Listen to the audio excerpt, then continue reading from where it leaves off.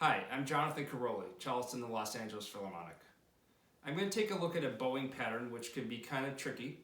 I'm talking about a dotted rhythm, a hooked dotted rhythm, for instance a dotted eighth note followed by a 16th note that repeats over and over again.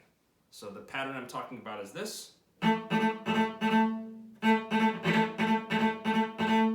Okay, I think it can be ends up sounding quite difficult and tense, but I don't think it needs to be.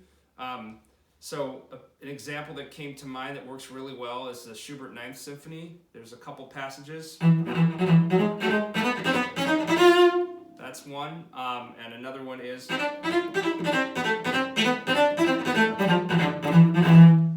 So for this kind of bowing pattern, I really feel like the first and second fingers are in charge. They are the drivers here. In fact, you can take the third and fourth finger off if you're more comfortable. And I would suggest starting with a small amount of bow.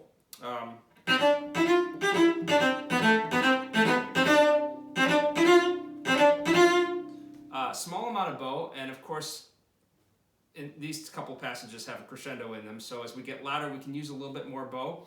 But I would definitely think of having a lot of pronation, maximum articulation in the front of the hand with the first two fingers, especially the first finger, thumb. Much more relaxed here, having a relaxed hand.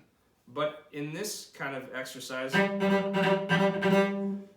the forearm is not being used hardly at all. So it's actually being held, as opposed to something like a shoe shine bowing.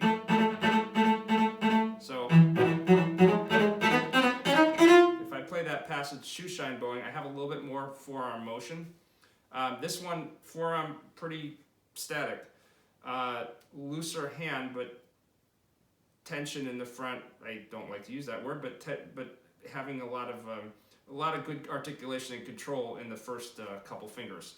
So,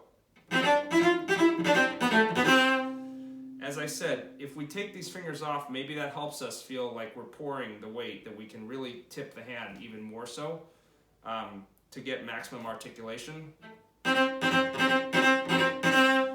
So play around with that, because that passage and passages like that, I feel like if we use too much motion and we get too busy, they actually get much, much harder than they need to be. And so if we can simplify it, that certainly helps. And anyway, thank you for watching. I hope you enjoyed it. I hope that helps a little bit for a bowing pattern like that.